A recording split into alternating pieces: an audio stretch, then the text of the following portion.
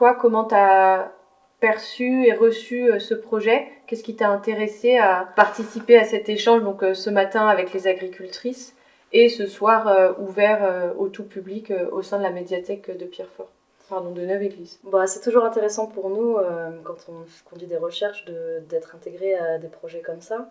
C'est un terrain ici que je connais pas beaucoup, je savais même pas en fait qu'il y avait des initiatives qui portaient sur ces sujets-là ici. Donc j'avais envie aussi de découvrir, du point de vue de la recherche, mais aussi du point de vue personnel, découvrir les personnes qui conduisaient ces initiatives, ce genre d'initiative ici dans le Cantal. Et c'est toujours intéressant en fait de co-construire et de s'intégrer dans des démarches un peu participatives. Ça permet de conduire une recherche, alors pas forcément autrement, mais ça permet d'avoir un regard et ça permet de comprendre aussi comment, comme je disais, comment ça peut se nourrir mutuellement en fait. L'idée de ce matin, avec ta présence, c'était d'échanger avec les agricultrices, donc déjà installées, du groupe féminin, avec les lycéennes. Et donc ma question, c'était de savoir quels ont été les apports pour toi de cette journée par rapport à tes recherches. Oui, c'était vraiment très intéressant, j'ai trouvé, de créer un espace comme ça, en non-mixité en plus, d'échange entre différentes générations et entre des jeunes filles, des jeunes lycéennes et puis les agricultrices. Après, c'est vrai que ça a pu peut-être interloquer ce qui en est ressorti, mais en soi, il y avait rien de nouveau. Les questions qui ont été soulevées, les inégalités, la discrimination qui a été soulevée, à la fois dans l'expérience d'agricultrice et puis dans celle des lycéennes, c'est des éléments qui sont déjà traités par la recherche. Mais je trouve que c'était quand même intéressant finalement de créer cet espace-là, surtout que c'était assez nouveau. De ce que j'ai compris, ça n'avait jamais été fait avant. Et moi, finalement, dans le cadre de mes recherches, je me suis très peu intéressée à l'expérience des lycéennes aussi en lycée agricole. Mais c'est vrai que c'est toujours intéressant de découvrir un peu comme ça comment ces questionnements émergent dans le contexte favorable aujourd'hui, sociétal, dans lequel on vit.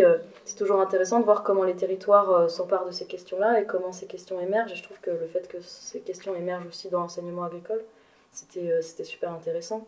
Tu as fait part du fait qu'on était entre femmes, finalement. Et donc cette question de la non-mixité, donc là on l'a retrouvée dans cet événement-là. Est-ce qu'on le retrouve en agriculture et est-ce que selon toi ça a une signification particulière? D'autant qu'on constate, en tout cas en ayant échangé avec les agricultrices qui ont créé le groupe féminin, cette volonté souvent d'être dissociée du militantisme féministe. Oui. Et donc pour toi, qu'est-ce que ça évoque et est-ce qu'il y a, selon toi, il y a une explication à cette volonté d'être dissociée du militantisme féministe? Déjà, peut-être pour remettre dans le contexte, la non-mixité en agriculture, c'est pas quelque chose de nouveau. Dans les années 60, les agricultrices se regroupaient déjà en non-mixité dans le cadre de ces mêmes regroupements de développement et de vulgarisation agricole, en tout cas dans le cadre de branches féminines au sein des organisations professionnelles. Donc la non-mixité, c'est pas nouveau, c'est pas quelque chose de nouveau. On en parle beaucoup aujourd'hui et ça fait beaucoup de débats, mais en soi, ça existe depuis longtemps. Et après, effectivement, au sein du monde agricole, il y a cette volonté il y a ce rejet, en tout cas, de l'étiquette féministe et ce rejet, en tout cas, du militantisme, où on n'est pas militante, etc. Après, ça, je pense qu'il faut le remettre, c'est pas qu'en agriculture, en fait, il faut déjà, d'une part, le remettre dans le contexte de la société, d'une façon générale, parce que l'étiquette féministe aujourd'hui est dépréciée, le terme féministe est galvaudé, finalement, on ne s'accorde pas forcément toutes et tous sur la définition, sur les termes qu'on met derrière ce mot féministe qui fait peur et qui est souvent stigmatisé. D'où l'intérêt, et c'est ce qu'on essaye de faire quand on conduit nos recherches, c'est d'essayer déjà d'une part de comprendre qu'est-ce que les agricultrices mettent derrière ce terme, d'essayer de voir un peu quelle définition elles en ont, parce que bien souvent, en fait, elles vous diront que ah non, je ne suis pas féministe, mais par contre, je suis pour l'égalité. Moi, je ne suis pas féministe, mais par contre, j'en ai marre que ce soit toujours moi qui fasse les tâches domestiques, qui m'occupe des enfants. Donc en fait, l'idée, c'est aussi de voir comment les agricultrices s'approprient certaines idées féministes, peut-être en rejettent d'autres, et de dépasser en fait cette simple étiquette féministe qu'on rejette pour essayer de comprendre quelles idées en fait elles portent, quelles idées elles revendiquent. Et ces collectifs-là sont des espaces privilégiés en fait pour conscientiser les inégalités, pour partager les expériences, pour mutualiser les vécus. Et puis je finirai juste peut-être là-dessus sur cette question-là, c'est aussi d'essayer de parfois se rendre compte de ce que ça implique de se revendiquer féministe au sein du monde agricole. Parfois pour des femmes qui sont élues au sein des organisations, qui sont élues au sein des conseils d'administration, ou même en tant que chef d'exploitation, en tant qu'exploitante, ça peut avoir des conséquences en tout cas des conséquences réelles de se revendiquer féministe, et peut-être que ces agricultrices-là aussi pensent peut-être aux conséquences, ce que les personnes autour vont penser, et ça, plus le fait qu'effectivement aujourd'hui l'étiquette féministe en tout cas le féminisme est déprécié, peut-être que ça joue aussi sur ces choix-là. Et donc j'ai une question pour toi sur la définition, si tu as une définition rapide du féminisme.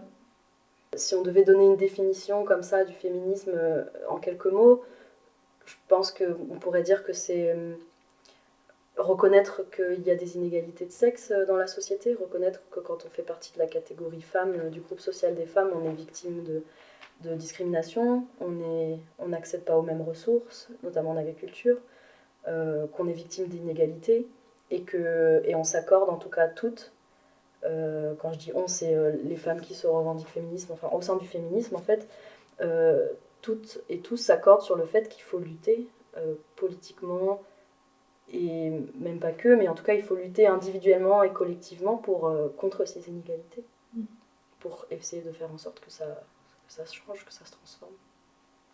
À travers ton regard de sociologue et d'enseignante-chercheuse, qu'est-ce que ça signifie d'étudier l'agriculture à travers le prisme du genre ?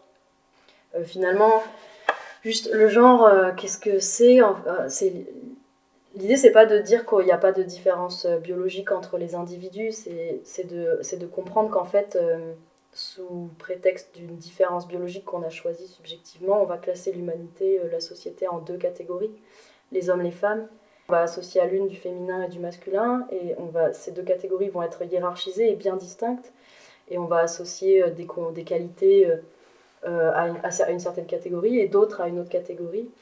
Et donc en fait, en agriculture, ça nous permet de comprendre pourquoi les activités masculines sont celles qui sont valorisées socialement, pourquoi c'est celles qui constituent le métier aujourd'hui, pourquoi finalement essayer de comprendre mieux la division sexuée des tâches, de mieux comprendre par quel processus social on assigne en fait aux femmes, aux agricultrices, les tâches qui sont moins bien rémunérées, moins socialement valorisées, c'est lié les deux, plus pénibles, plus manuelles.